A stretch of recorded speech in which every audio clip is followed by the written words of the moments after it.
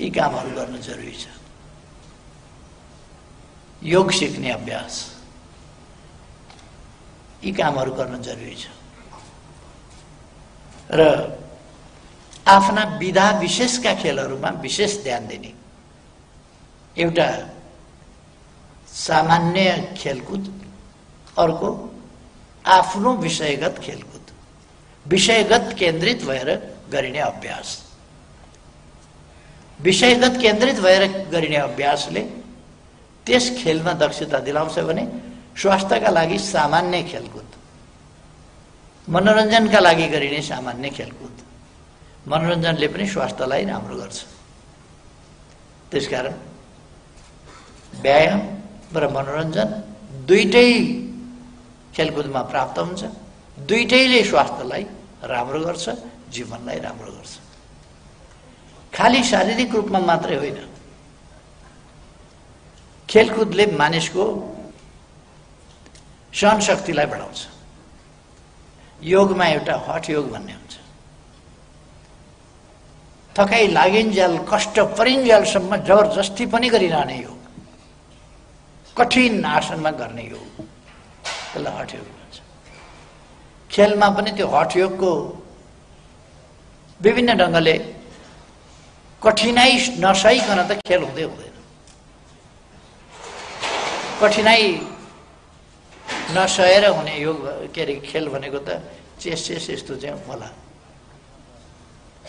नत्र भने खेलकुद भन्दा सामान्यतया इन्डोर गेम होस् आउटडोर गेम होस्, हरेकमा कठिनाइ त हुन्छ नै। जे होस्, हामी यी सबै पक्षहरूलाई समेटेर, यी सबै पक्षहरूलाई बुझेर, यी सबै पक्षलाई हाम्रो एउटा सामाजिक संस्कृतिका रूपमा, हाम्रो एउटा अभ्यासका रूपमा, सामाजिक व्यवहारका रूपमा, सामाजिक आचरणका रूपमा लिएर जान्छौँ। यो कुरा हामी देख्न सक्छौँ अहिले कतिपय देशहरूमा। सबभन्दा व्यापक सायद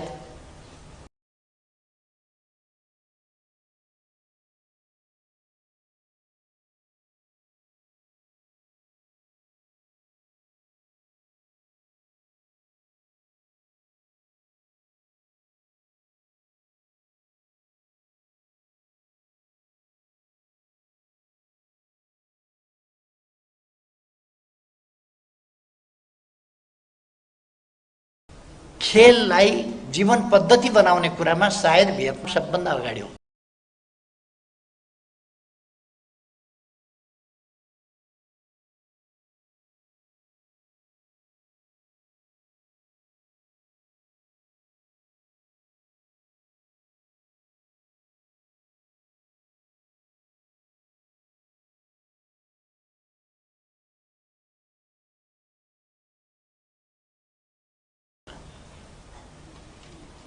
भियतनाममा त्यहाँका राष्ट्रपति हो ची मिन्हले युवाहरूलाई खेलकुदमा अग्रसर गराउनका लागि राष्ट्रपतिसँग व्यायाम त्यो सुरु गरे। राष्ट्रपति बिहान सबेरै खेल मैदानमा जाने र व्यायाम गर्ने, अनि अरू सबैले पनि व्यायाम गर्ने। अब बच्चा बच्चीदेखि लिएर बुढाबुढीसम्मले र भियतनामका चौरी चौरीहरूमा व्यायाम गर्ने धुनहरू राखिएको छ।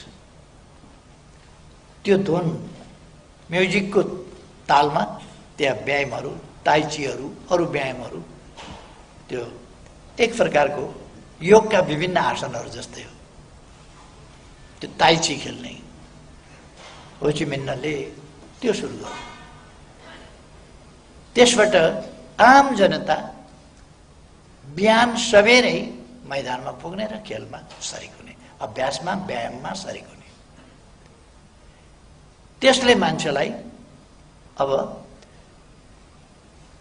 खेलको विशिष्टीकृत रूपतिर लिएर जान्छ। सामान्य खेलकुदबाट विशिष्टीकृत रूपतिर, किनभने स्वस्थ तन्दुरुस्त भएपछि उसलाई अरू खेल पनि खेल्न मन लाग्छ र विषयगत ढङ्गले आफ्नो अभ्यासलाई केन्द्रित गरेर त्यतापट्टि पनि लिएर जान सक्छ। विषयगत कुराले व्यायाम नपुग्न सक्छ। विषयगत खेल खेल्दा व्यायाम नपुग्न सक्छ। एक चिजको व्यायाम होला, अर्को चिजको व्यायाम छुटेको हुन्छ। त्यसकारण त्यो अरू चिजको व्यायाम पुरा गर्नका लागि पनि फेरि सामान्य एक्सर्साइज जस्ता कुराहरू या खेल जस्ता कुराहरू, अभ्यास जस्ता कुराहरू गर्नुपर्ने हुन्छ। यी पक्षहरूमा ध्यान दिन म साथीहरूलाई आग्रह गर्न चाहन्छु कि हामीले सामान्य खेल र विशिष्टीकृत खेललाई संयोजन गरेर लान सक्यौँ भने खेलकुदमा हामीले अझ ठुला प्रगति हासिल गर्न सक्छौँ।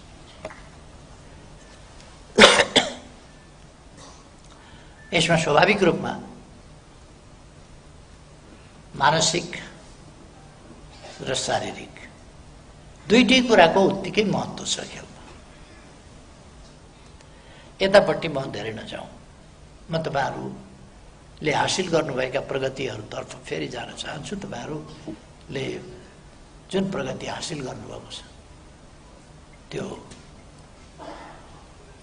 यसपल्ट गत वर्षको प्रगति असाधारण छ।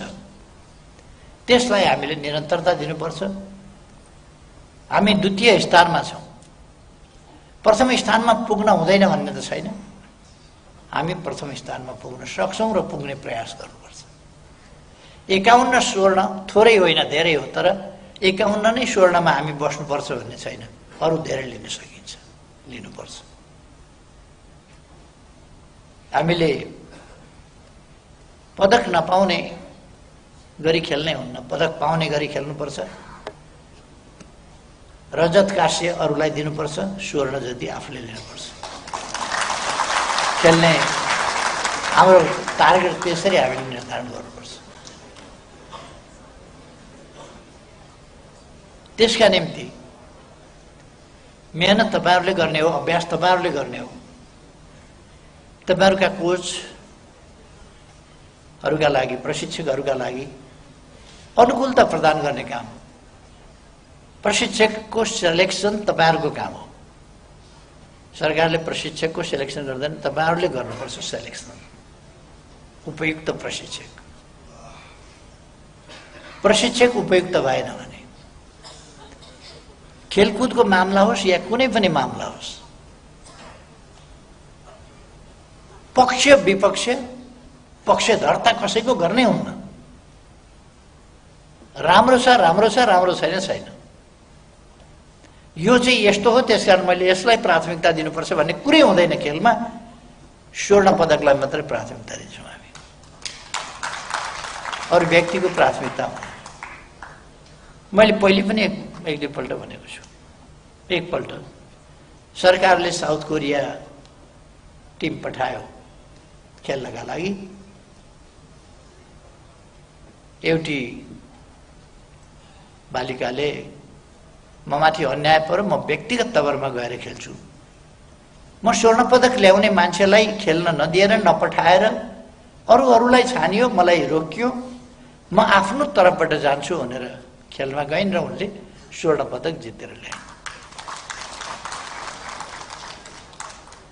त्यस्तो जजमेन्ट आइन्दा हुनु हुँदैन।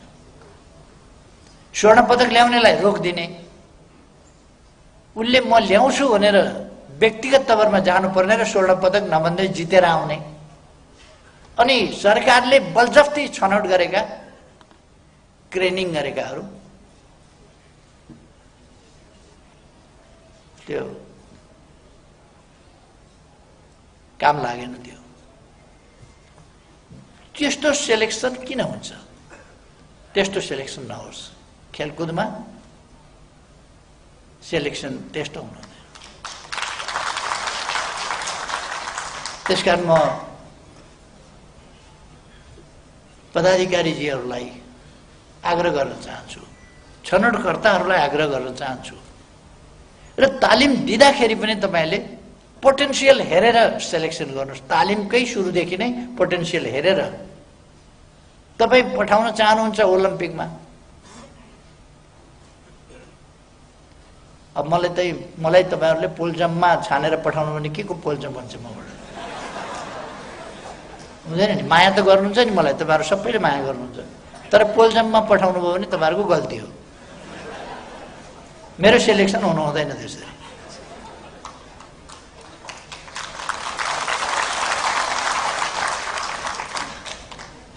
माया गर्नु आफ्नो ठाउँमा छ, तर सेलेक्सनमा भेदभाव तलमाथि हुनु हुँदैन। सेलेक्सन ट्रेनिङको सेलेक्सनदेखिकै सेलेक्सन फेयर हुनुपर्दछ, पोटेन्सियल हेर्न पर्दछ, ट्यालेन्ट छनौट गर्नुपर्दछ र त्यहाँनेरि प्रशिक्षकको प्रशिक्षणको इन्भेस्टमेन्ट, त्यो पनि इन्भेस्टमेन्ट हो एउटा। त्यो इन्भेस्टमेन्ट पनि ठिक ठाउँमा गर्नुपर्छ। त्यसो भएपछि त्यो त्यहाँबाट राम्रो उत्पादन आउँछ। यो खेलकुदको क्षेत्र उत्पादक कि अनुत्पादक भनेर अब यसले धान त फलाउँदैन, गहुँ मकै आलु पनि फलाउँदैन, यसले ज्याकेट पनि निकाल्दैन, जुत्ता पनि सिउँदैन, त्यसो भएर यसलाई अनुत्पादक भन्नु हुँदैन। अनि यो उत्पादक क्षेत्र हो भनेर यसले ठुल्ठुला मकैका गोया फलाउँछ र त्यो पनि होइन। यसको उत्पादन आफ्नो खालको हुन्छ। 10 जना हाम्रा युवाहरू गए K2, विन्टर सिजनमा K2 को सफल आरोहण गरे। That's a great achievement for the nation. जसले देशको प्राइड, देशको गौरव बढायो नि, त्यही उत्पादन हो। त्यसले तपाईँ हामी सबैलाई गौरवान्वित बनायो। हामीहरू जस्ता अलिक ढल्किँदा उमेरकालाई अलिक गौरवान्वित मात्रै बनायो। तपाईँहरूलाई त हौसला दिएको छ नि, प्रोत्साहन दिएको छ नि, त्यसले हामी गर्न सक्छौँ भन्ने, त्यसको उत्पादन त्यो। त्यसै गरेर 51 स्वर्ण ल्याउँदा देशको पर क्यापिटा इन्कम बढ्ने होइन, जीडीपी पनि बढ्ने होइन, तर त्यसले देशमा केही फरक पार्दैन? अवश्य फरक पार्छ। त्यो निरर्थक खर्च होइन। तपाईहरुले जो मेहनत गर्नुभएको छ, जो उपलब्धि हासिल गर्नुभएको छ, त्यो निरर्थक खर्च होइन, त्यो अर्थपूर्ण खर्च हो, अर्थपूर्ण लगानी हो। त्यसले प्रतिफल आफ्नो ढङ्गको प्रतिफल दिन्छ। यो बेकारको खर्च होइन। यहाँ अनुत्पादक क्षेत्र भनेर कसैले भन्छ भने त्यो बेकारको खर्च भन्ने अर्थमा भनिराखेको छ। त्यो बेकारको खर्च, खेलकुद क्षेत्रको खर्च बेकारको खर्च होइन। यसले देशलाई, सिंगै देशलाई स्वस्थ रहन प्रेरित गर्दछ। युवाहरूलाई, बालबालिकाहरूलाई खेल क्षेत्रतर्फ आकर्षित गर्दछ, जसले उनीहरूलाई स्वस्थ, चुस्त, दुरुस्त रहन, स्फूर्ति रहन मद्दत गर्छ र उनीहरू ठुला ठुला काममा सफलता प्राप्त गर्छ। शारीरिक र मानसिक रूपमा स्वस्थ रहनका लागि खेलले मद्दत गर्छ। खेलाडीलाई मात्रै होइन, बाँकी सबैलाई पनि त्यसले मद्दत गर्छ। त्यसकारण यो निरर्थक ठाउँको खर्च होइन, अर्थपूर्ण ठाउँको। अनुत्पादक बनेको निरर्थक खर्च होइन। त्यसकारण यसलाई हामीले एउटा बहुतै मल्टिपल इम्प्याक्ट, मल्टिपल इफेक्ट दिने क्षेत्रको रूपमा यस क्षेत्रलाई, खेल क्षेत्रलाई बुझ्नुपर्छ। यसको एउटा टिम र अर्को टिम, एउटा क्लब र अर्को क्लबका बीचमा एउटा सिल्डका लागि भएका खेलमा त्यो क्लबको प्रतिष्ठाका लागि कति प्रतिस्पर्धा भइरहेको हुन्छ। जिल्ला जिल्लाका बीचमा खेल हुन्छ, अन्तर जिल्ला। त्यो जिल्ला जिल्लाको प्रतिष्ठाका लागि कुन जिल्लाले जित्यो भन्नु, यसमा मान्छे एक खेलकुद मन्त्रीजी हुनुहुन्छ, उहाँ देशभरिकै खेलकुद मन्त्री हो, तर नुवाकोटले जित्यो भन्यो भनेदेखि भनेर ठाडा कान लगाइहाल्छ। दुनियाँमा यदि साउथ एसियामा नेपालले जित्यो भन्यो भने ठाडो कान लाउनुहुन्छ, प्रदेशहरूमा 3 नम्बरले जित्यो भन्यो भने ठाडो कान लाउनुहुन्छ भनेर, जिल्लाहरूमा नुवाकोटले जित्यो भने फेरि जितेछ है मेरो जिल्लाले भन्ने उहाँलाई परिहाल्छ। यो यस्तो चिज हो जसले मान्छेलाई बहुत उत्साहित गर्छ, छुन्छ त्यसले। यस्तो किन हुन्छ? अथवा मान्छे अत्यन्तै सेन्सिटिभ प्राणी हो, यसको मेमोरी पावर, यसका अरू पक्षहरू बहुतै सेन्सिटिभ छ, बहुतै सेन्सिटिभ प्राणी हो मान्छे, बुझ्छ, चेतनशील छ, ज्ञानी छ, त्यसकारण यो सेन्सिटिभ पनि छ। जित्ने र हार्ने कुराको अरू पशुपन्छीहरूलाई पनि केही अर्थ रहन्छ जित्ने र हार्ने कुराको, तर मान्छेलाई जित्ने र हार्ने कुराको सानो अर्थ होइन। विश्वयुद्ध भएका छन् जित्ने र हार्ने कुराको अहङ्कारले, विश्वयुद्ध भएका छन् हार्ने र जित्ने कुराले। देशका बीचमा हामी लगभग भन्ने हो भने इतिहासभन्दा प्राय हामी विकासका इतिहासभन्दा लडाईँका इतिहास पढ्छौँ, हार र जितका इतिहास पढ्छौँ। हामीले इतिहास भन्यो भने नेपालको इतिहासभन्दा बढ्ता चाहिँ कसले कहाँ लड्यो, कसरी लड्यो, के गर्यो, कसले बहादुरी देखायो, को जित्यो, को हार्यो, इतिहास पढ्दा बढ्ता चाहिँ जित र हारकै पढिन्छ। त्यसो भएर आज मान्छेले विश्वमा अशान्ति किन मचाइरहेछ? अशान्ति किन मचाउँछ? त्यही जित र हारका लागि।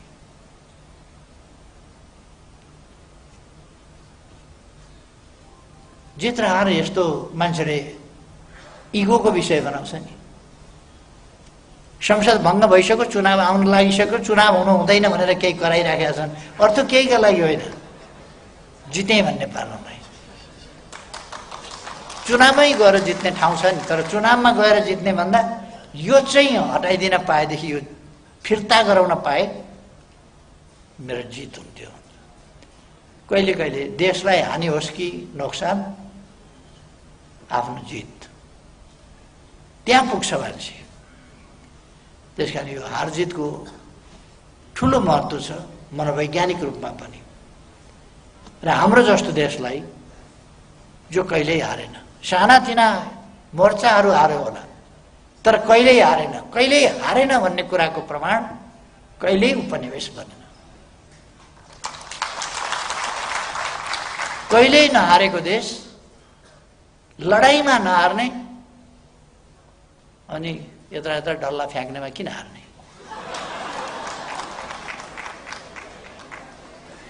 तोपसँग नहार्ने, गोला बारुदसँग नहार्ने, काठमारसँग नहार्ने,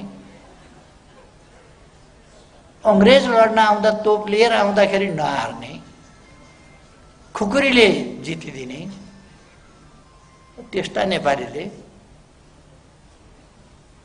खेल भने कि एउटा भकुण्डै हान्ने त हो नि। क्रिकेटमा एउटा बल हान्ने त हो नि, किन हार्नु परेको छ त्यसमा चाहिँ? त्यसकारण त्यसमा पनि नहार्ने। अब हामी हार्यौँ किन त? हामीले 12औं दक्षिण एसियाली खेलकुदमा 3टा मात्रै स्वर्ण किन जित्यौँ? किन 3टा मात्रै? अभ्यास पुगेन। बहादुर पुर्खाकै सन्तान भए पनि, लडाईँ पनि कहिल्यै नहार्ने जात भए पनि, नहार्ने इतिहास भए पनि, नहार्ने परम्परा भए पनि खेलकुदमा हार्यो। राष्ट्रिय युद्ध हामी जित्ने, एउटा कुस्ती हामी हार्ने।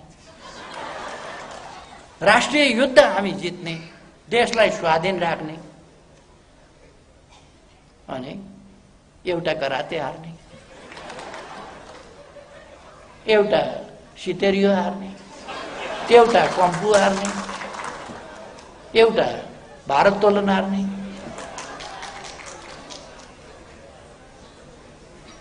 त्यसकारण यो हामीलाई मिलिराखेको छैन। यो नमिलेको कुरा मिलाउनका लागि हामीले आफ्नो अभ्यासलाई जित्ने तहमा उठाउन जरुरी छ। अरु कुनै कुरामा हाम्रो कमी होइन। अभ्यासलाई जित्ने तहमा उठाउन राम्रो प्रशिक्षक, latest technology, sports technology, latest sport technology, त्यसका लागि इक्विपमेन्ट्स एन्ड फेसिलिटिज। र म तपाईहरुलाई के भन्छु भने तपाईहरुलाई ती कुराहरू उपलब्ध गराउन गच्छे अनुसार लग्जरियस हिसाबले होइन, अपरिहार्य ढंगले न्यूनतम आवश्यकताको परिपूर्ति गर्ने हिसाबले कमसेकम सरकार तयार छ, सरकारले सपोर्ट गर्छ। मैले यहाँ लग्जरियस भनेको के भने कहिले कहिले म कतिपय ठाउँमा देख्छु त्यत्रो बिघ्न चीजहरू नभए पनि हुन्छ, तर धेरै लग्जरियस पारेको हुन्छ।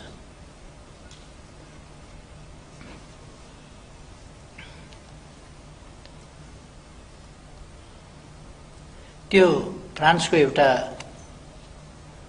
मनमात्र भनेको माउन्ट यसो अलघरको डिस्को परेको छ क्या त्यो ठाउँ, मन्त्रे भनेर लेख्छ त्यसलाई। उनीहरू उच्चारणमा मनमात्र भनेर उच्चारण गर्छ। मन भनेको म मात्र, माउन्ट मात्र। त्यही बसेर विश्व प्रसिद्ध आर्टिस्टहरूले विश्व प्रसिद्ध आर्टहरू पैदा गरेका छन्, देखाउँछ, रचना गर्छन्। त्यो मनमात्र भनेको एउटा आर्टिस्टहरूको थलो हो। त्यहाँ तपाईँ जानुभयो भने यसो एउटा कालो कागज लिन्छ, कैँचीले तपाईँतिर हेर्दै चिटचिट चिटचिट यसो हेर्छ, चिटचिट काट्छ, तपाईँ जस्तो दुरुस्त निकालिदिन्छ। त्यहाँ कैँचीले काटेर दुरुस्त निकाल्छ अनि तपाईँलाई दिन्छ। त्यो मैले पैसाका लागि होइन, मैले आर्ट मात्रै तपाईँलाई सेयर गरे हौ भन्छ, दिन्छ। उसले 1 मिनेटमा, बढीमा 1 मिनेट लगायो होला, नत्र आधा मिनेटमा चटचट काटेर दिन्छ। तर तिनीहरूसँग त्यत्रो एकदम फेसनेबल चिजहरू हुँदैन। म कहीँ कहीँ हेर्छु आवश्यकता भन्दा बढी फेसनेबल चिज, लेस आर्ट मोर इक्विपमेन्ट्स, त्यस्तो थुप्रै ठाउँमा देखिन्छ। उनीहरूसँग लेस इक्विपमेन्ट हुन्छ तर आर्ट चाहिँ यति स्ट्यान्डर्डको, यति हाई लेभल स्ट्यान्डर्डको आर्टहरू उनीहरू पैदा गर्छ। एकछिन यहाँ बसिदिनुहोस् त भन्छ, एउटा मुढा राख्छ, त्यहाँ बस्दा बस्दै खरखर कोर्छ, क्यामेराले खिचे जस्तै तपाईँको फोटो निकालिदिन्छ, आश्चर्यचकित बनाउने गरी। अर्थात् हामीले न्यूनतम हाम्रा आवश्यकताहरू परिपूर्ति गर्ने त्यो काम गर्नुपर्छ। हामी बजारमा आवश्यक सामान किन्न जाने हिसाबको कारोबार गर्नुपर्छ, शपिङ जाने हिसाबको कारोबार होइन। बजारमा सामान किन्न जानु र शपिङ जानु फरक छ। तपाईँ हामी कहिले कहिले आवश्यक सामान किन्न जान्छौँ, कहिले कहिले चाहिँ शपिङ गर्न जान्छौँ। खास गरेर यङ जेनेरेसन शपिङ गर्न जान्छ। आज शपिङमा जाने, शपिङ भनेको के हो भने पैसा बोकेर जाने, गएर हेर्दै जाने, कुन चाहिँ राम्रो लाग्छ त्यो किन्ने, कुन राम्रो लाग्छ त्यो किन्ने, चाहिएर होइन। अनि के ल्यायो भन्दाखेरि यो किन गएको थियो भन्दाखेरि शपिङ गर्न, दाल किन्न होइन, चामल किन्न होइन, चाहिएको कपडा किन्न होइन, ज्याकेट जाडो भयो ज्याकेट किन्नु पर्यो हिउँदमा, त्यसका लागि होइन। राम्रो देख्यो त्यसकारण उठायो, द्याट्स सपिङ। हामी सपिङ, हाम्रो गभर्मेन्टले सपिङ एफोर्ड गर्न सक्दैन, तर दैनिक जीवनका लागि आवश्यक पर्ने सामान एफोर्ड गर्न सक्छ। त्यो एफोर्ड अनुसारको तपाईँहरूलाई सहयोग हुन्छ, आवश्यक सामग्रीको सहयोग पुग्छ, हुन्छ। त्यो तपाईँहरूले यस पक्षलाई बुझ्नुहुन्छ भन्ने लाग्छ। रमेशजीले भन्नुभयो बजेट घट्यो यसपल्ट, यो कोरोनाले घटायो होला। यो कोरोनालाई सन् 2021 भित्रै हामी लखेट्दैछौँ। अब लखेट्न सुरु गरिसकेका छौँ, बजेट पनि बढ्न थाल्छ। र पहिलेको बजेटभन्दा घट्ने होइन, पहिलेको बजेटभन्दा बढेर आउँछ खेलाडीहरूलाई खेलको क्षेत्रमा।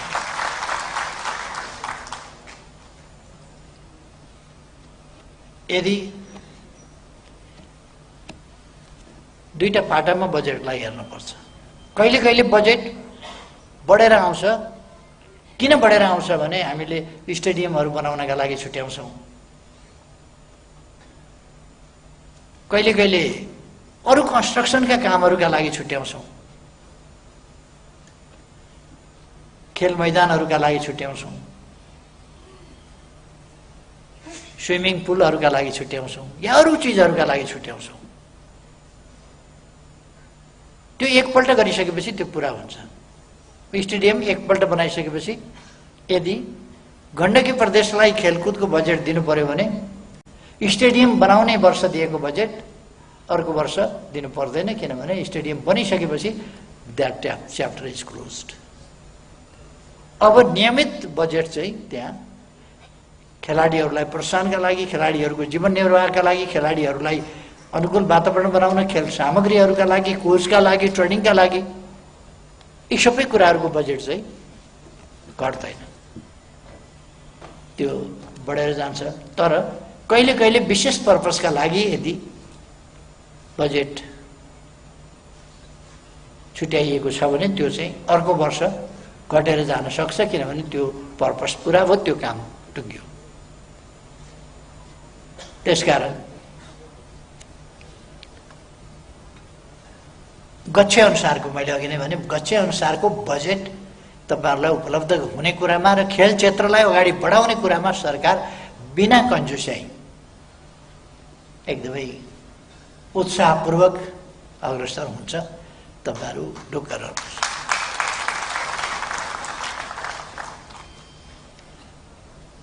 मलाई विश्वास छ अहिले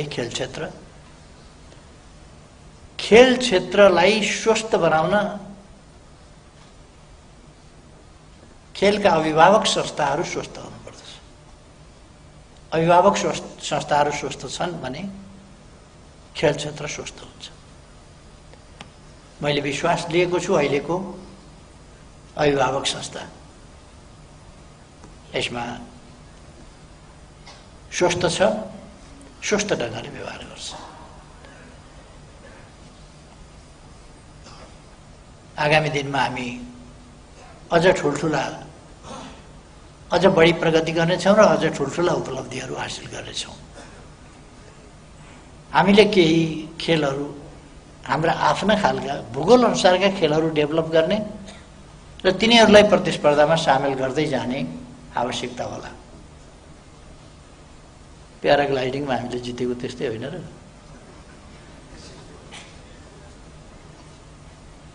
कहिले कहिले त्यो पनि गर्नुपर्छ। हाम्रो भूगोल अनुसारका स्पोर्ट्स गेम्स डेभलप गर्ने, त्यसलाई इन्क्लुड गर्ने। दुईटा फाइदा छ। एउटा, हाम्रो खेलहरू हामी इन्टरनेसनलाइज गर्छौँ, त्यसको रसास्वादन अरूले पनि गर्न पाउँछ, त्यसको आनन्द अरूले पनि लिन पाउँछ, त्यसको बेनिफिट अरूले पनि लिन पाउँछ। अर्कातिर त्यसमा हामीसँग कम्पिट गर्न अरूलाई गाह्रै हुन्छ। दुईटै फाइदा। त्यसकारण हाम्रो भूगोल अनुसारको गेम्स, स्पोर्ट्स, ती स्पोर्ट्सहरूको डेभलप गर्ने र तिनीहरूलाई चाहिँ नि सामेल गर्ने खेलकुदमा लगायतका कामहरू हामी गर्न सक्छौँ। र हामीले सकेसम्म धेरै प्रतिस्पर्धामा भाग लिने, सहभागी हुने त्यो प्रयास जारी राख्नु पर्दछ। यद्यपि अलिकति खर्चालो हुन्छ, तर खर्चको कमी छ भनेर हामीले खेलकुदमा सहभागिताको अवसर गुमाउनु हुँदैन। सहभागिताले नै क्षमता वृद्धि गर्ने। सहभागिता हुने भएपछि ट्रेनिङ तीव्र हुन्छ। तीव्र ट्रेनिङले क्षमता वृद्धि गर्छ। त्यो क्षमताका साथ हामी प्रतिस्पर्धा गरेपछि अरूको लेभल, अरूको टेक्निक, अरूले के डेभलप गरिराखेका छन् त्यो कुरा पनि बुझ्न सक्छौँ हामी। त्यसकारण हामीले तयारी जित्ने गरी गर्नुपर्छ। कथम कदाचित जितिहालिएन भने, स्वर्ण पदकै पाइएन भने के कारणले उसले स्वर्ण पदक पायो त्यो त हामी थाहा पाउँछौँ नि। त्यसकारण त्यो कारण पनि प्राप्त गर्ने अर्को अवसर हामीले लिन सक्छौँ। त्यसर्थ हामीले अत्यधिक सहभागिता खेलमा जनाउने ती कामहरू गर्न आवश्यक छ।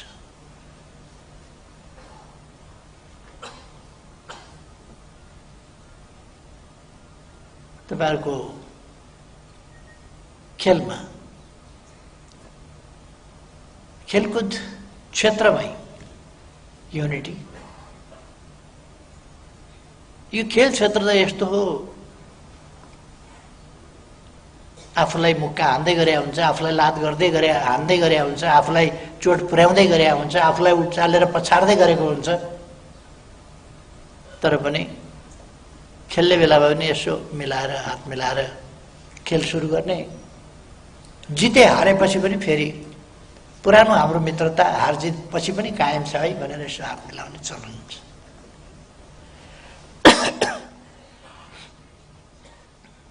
भने हामीले आपसमा त्यो मित्रता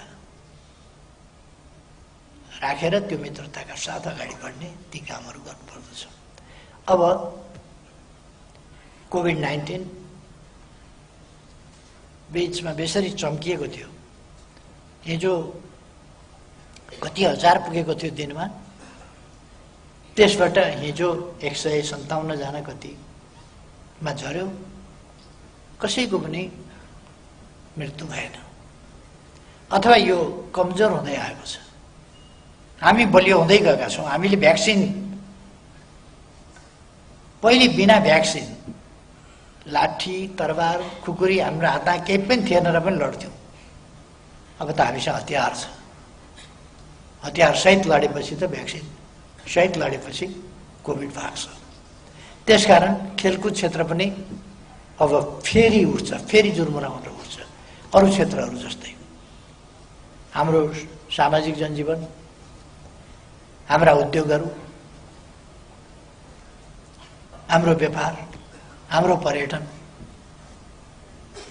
अथवा समग्रतामा भन्ने हो भने हाम्रो अर्थतन्त्र, यो सबै अस्तव्यस्त भएको थियो। जब सामाजिक जनजीवनमा अस्तव्यस्तता आउँछ, खेलकुद क्षेत्र अलग्गै रहनै सक्दैन थियो। सोशल डिस्टेन्स मेन्टेन गरेर तपाईँ जुडो कसरी खेल्नुहुन्छ? अनि सोशल डिस्टेन्स मेन्टेन गरेर भनेको छ 2 मिटर परबाट जुडो कसरी खेल्नु? खेल त पछाडि पर्नै भयो।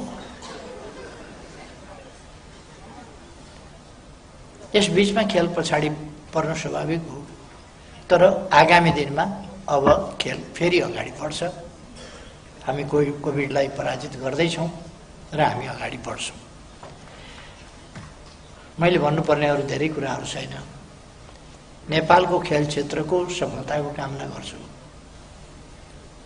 कामना मात्रै होइन, यसमा सरकारको सहयोगी भूमिका रहन्छ। तपाईहरुले आफ्नो कामको कदर होस् भन्ने इच्छा राख्नुभएको छ। झन्डै झन्डै भन्ने हो भने कामको कदर अलिक धित मर्ने गरी मैले नै सुरु गरे होला। खेल क्षेत्रमा मैले नै सुरु गरे हुँ। कामको कदर, खेलाडीहरूलाई पुरस्कृत गर्नेदेखि लिएर यो क्रम अझ अगाडि बढ्नेछ र तपाईँहरूका कुराहरू अघि रमेश सिलवालज्यूले राख्नुभएको छ, त्यो मैले सुनेको छु। अब इन्टरेक्सनमा साथीहरूले केही रिटन क्वेसन छन् भन्नुभएको छ, त्यो रिटन क्वेसनको सम्बन्धमा पनि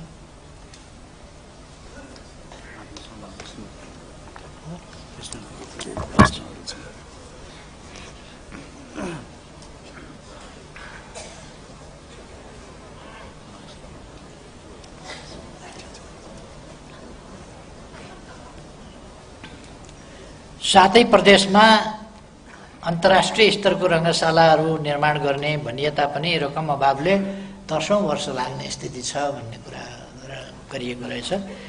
त्यस्तो हुँदैन। केही ठाउँमा चाहिँ मानिसहरूको इगो, केही अनावश्यक र अनुचित ढङ्गको राजनीतिकरण,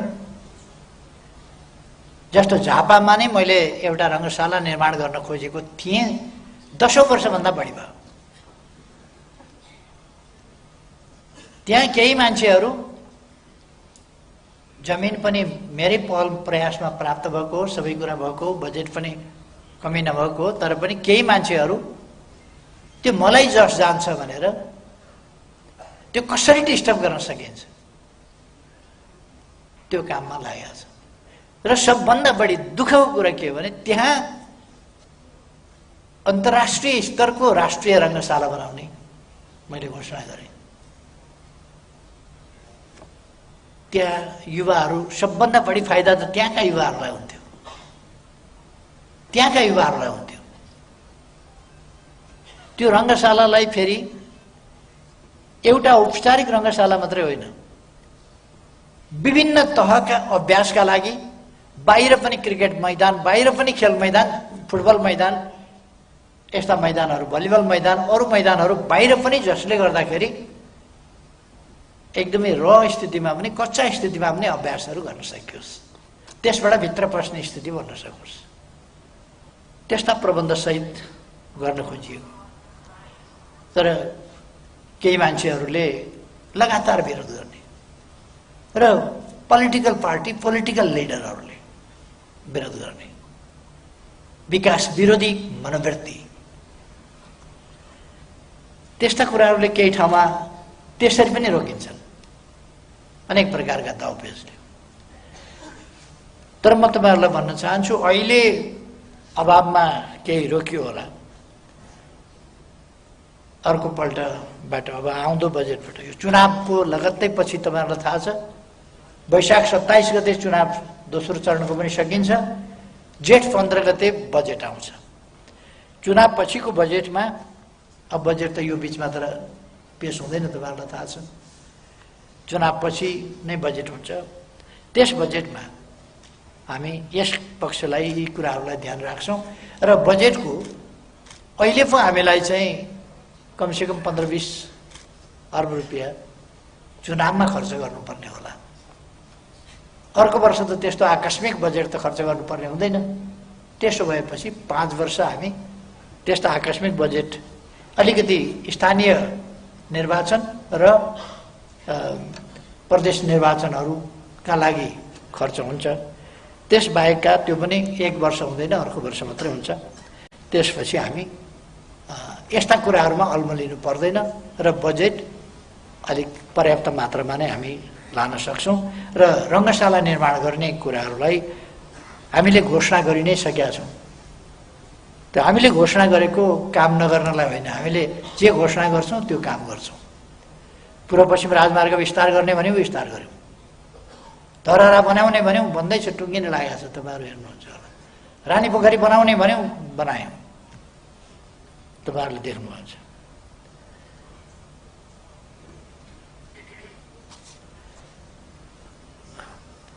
अघि नै मैले भनिसकेको अरू एउटा प्रश्न गर्नुभएको छ।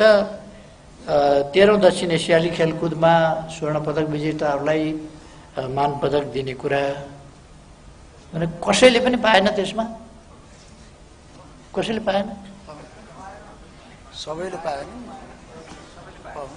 सेना प्रहरी तर्फको केहीले पाए केहीले पाएन, सबैले पाउनु पर्यो भन्ने कुरा। यसमा आगामी दिनमा ध्यान दिउँला।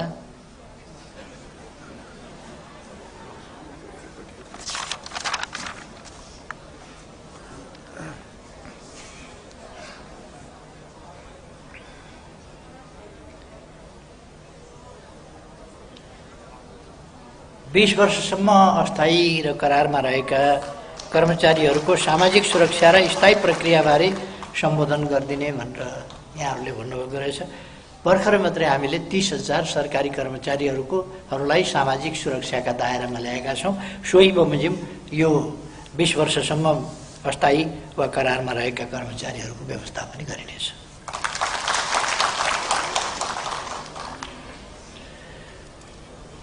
मूलपानी क्रिकेट रङ्गशाला अझै बनिसकेको छैन, त्यो अब 2 वर्ष धेरै वर्ष भइसक्यो, त्यो अझै बनिसकेको छैन भन्दा छक्क लाग्यो मलाई। मैले हेर्न पाएको थिएन, त्यो छिटै कम्प्लिट हुन्छ।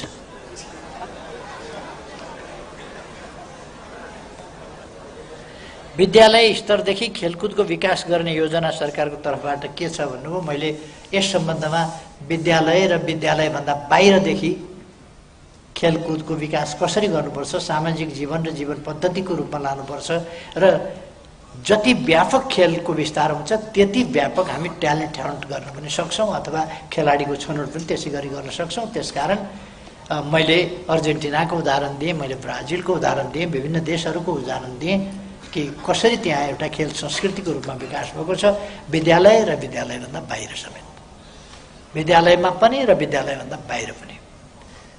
त्यसकारण यो मैले अघि नै भनिसकेको कुरा हो।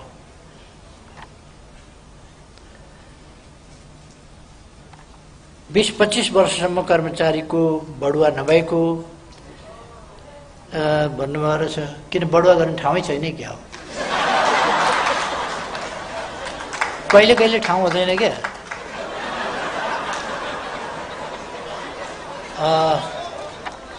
अब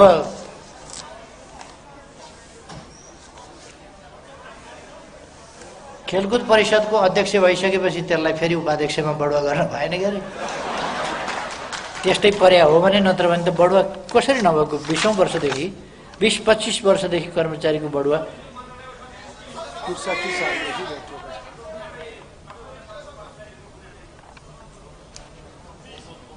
20-25 वर्षदेखि बढुवा भएको छैन।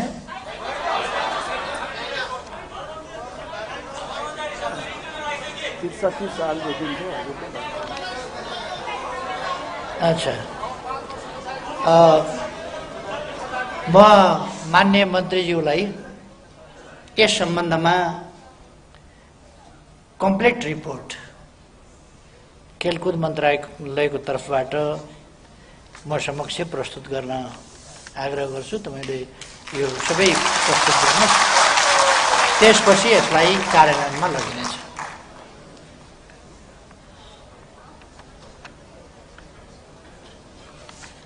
नयाँ नियुक्ति पनि अगाडि बढेको छैन भन्नुभएको रहेछ। त्यो नयाँ नियुक्ति पनि आवश्यकता अनुसार नयाँ नियुक्ति हुँदै जान्छ कर्मचारीको हकमा। तर ओभर स्टाफिङ एउटा चलन के छ भने, जो मन्त्री आयो उसले आफ्ना मान्छे अलिकति भर्ना गर्ने, अर्को आउँछ फेरि उसले अलिकति भर्ना गर्ने, चाहिएर भर्ना गर्ने कुरा रोकिँदैन। तर जनकपुर चुरोट कारखाना जस्तो बनाउनु हुँदैन। जनकपुर चुरोट कारखाना के हो भने, एउटा मन्त्री आउँछ त्यहाँ अलिकति मान्छे आफ्ना राख्छ, अर्को मन्त्री आउँछ फेरि अलिकति त्यहाँ आफ्ना मान्छे राख्छ, गर्दा गर्दा सूर्य टोबाकोले त्यति नै उत्पादन गर्दाखेरि 700 कर्मचारी मजदुरले हुन्छ। जनकपुर चुरोट कारखानामा 2700 पुगिसके। त्यो उत्पादनले त्यहाँ तनखा खुवाउने भ्याउँदैन त कसरी उद्योग चल्छ? त्यस्तो खालको हुनु हुँदैन। मन्त्री नै पछि नियुक्ति यो हुनु हुँदैन। खेलकुदमा उपाध्यक्ष आए, सदस्य सचिव आए, मन्त्री आए, हरेकले आफ्ना आफ्ना मान्छे नियुक्ति गर्नुपर्ने यो होइन। आवश्यकता अनुसार आवश्यक सङ्ख्यामा आवश्यक दरबन्दी सिर्जना गरिनेछ र नयाँ नियुक्ति पनि सुरु गरिनेछ। म साथीहरूलाई धन्यवाद भन्न चाहन्छु। अरू प्रश्नहरू साथीहरूका त्यति नै हुन्। धन्यवाद सबैलाई, धेरै धेरै शुभकामना छ।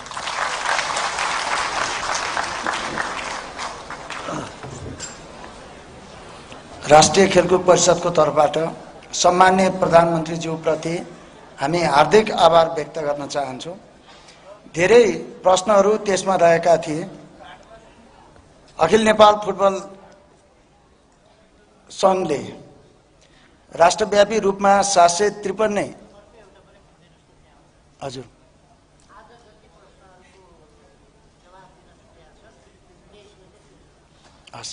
753 वटा चाहिँ पालिकाहरूमा अर्को वर्षदेखि हामी महिला तथा पुरुषको फुटबल प्रतियोगिता लिग कप नकआउट सुरु गर्छौं। राष्ट्रको तर्फबाट 4 वर्ष हामीलाई बजेटको आवश्यक छ, त्यसपछि हामी माग्दैनौं भनेर उहाँहरूले भन्नुभएको छ। त्यो म ध्यानकर्षण गर्न चाहन्छु।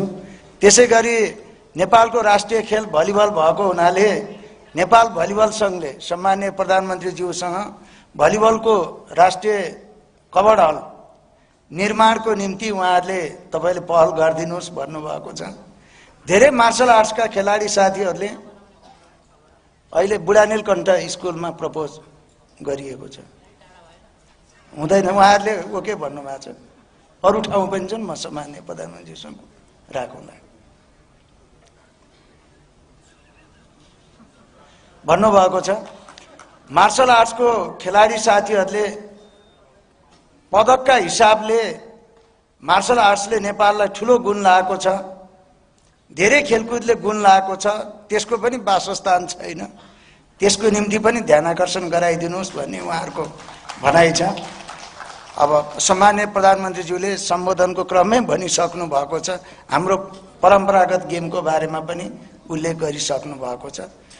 मैले सबै साथीहरूको भावनालाई यहाँ प्रधानमन्त्रीज्यूसँग राखेको छु। क्रिकेटले पनि हाम्रो पूर्वाधार निर्माण गर्नको निम्ति अहिले श्रीलङ्कालाई चाहिँ यो क्रिकेटको यो च्याम्पियन बनाउनको निम्ति सफल हुनुभएका बङ्गलादेश, पाकिस्तान, इन्डिया लगायतका मुलुकमा क्रिकेटको कोचिङ गरिसक्नुभएका मुख्य प्रशिक्षक डेभ वाटमोर नेपालमा आउनु भएको छ। अब क्रिकेटलाई पनि अलिकति हामीले गर्यौं भने हामी छिटै नै वर्ल्ड कप खेल्ने सबै फर्मेटमा तयार हुन्छौं, त्यो कुरा पनि राखिदिनुहोस् भन्नुभएको छ। थुप्रै साथीहरूको थुप्रै जिज्ञासा छ, कर्मचारीहरू साथीहरूको जिज्ञासा थियो, सम्माननीय प्रधानमन्त्रीले सम्बोधन गरिसक्नु भएको छ। 2063 सालदेखि बढुवा प्रक्रिया उहाँहरूको भएको छैन र स्थायित्वको प्रश्न पनि बसेको छ र त्यसलाई हामीले चाहिँ मन्त्रालय मार्फत छिटै सम्बोधन गर्नको निम्ति मन्त्रीज्यूले यसको बारेमा डिटेलली बताउनु होला, त्यसको प्रक्रिया सुरु भएको छ। म सम्माननीय प्रधानमन्त्रीज्यू प्रति आभार व्यक्त गर्न चाहन्छु। उहाँले एउटा शर्त राख्नु भएको थियो, यो खेलकुदसँग प्रधानमन्त्री कार्यक्रममा म आउँछु, तर म खेलकुदको मात्रै कुरा गर्छु, राजनीतिको बारेमा आज कुरा गर्दिन। राजनीतिक पार्टीहरूले खेलकुदलाई उच्च प्राथमिकता राख्नुपर्छ, तर खेलकुदमा राजनीति हुनु हुँदैन। यदि राजनीतिक रूपमा मेरो कुरा सुन्न इच्छुक हुनुहुन्छ भने यही माघ 23 गते सबै साथीहरूलाई मेरो तर्फबाट चुले निम्तो सुनाइदिनु भनेर सम्माननीय प्रधानमन्त्रीज्यूले भन्नुभएको थियो। त्यो कुरो मैले सम्माननीय प्रधानमन्त्रीको अनुमतिले यहाँ राखेँ र सम्माननीय प्रधानमन्त्रीज्यूले भन्नुभएको छ तपाईहरुले सोध्नु भएको प्रश्न र छुटेका उत्तरहरू पनि त्यही दिन चाहिँ म दिनेछु भनेर भन्नुभएको छ। उहाँप्रति पुनः आभार व्यक्त गर्न चाहन्छु र म माननीय मन्त्रीज्यूलाई आफ्नो सम्बोधन सहित